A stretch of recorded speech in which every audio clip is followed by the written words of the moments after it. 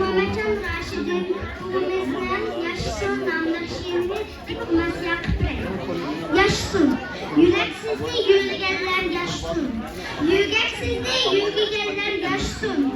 Öz alma yüher yapsa asmandan, elli yap ortalayanlar yaşasın.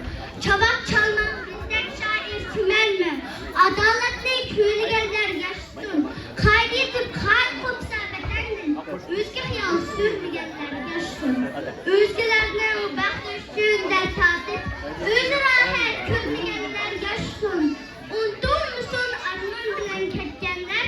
Ümitleri ölmeyenler yaşasın. Unutur musun arman bilen ketkenler?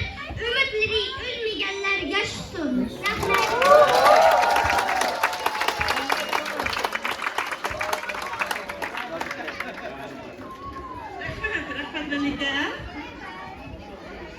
Endi mau bizniki yana bir usul grubimizning qizlari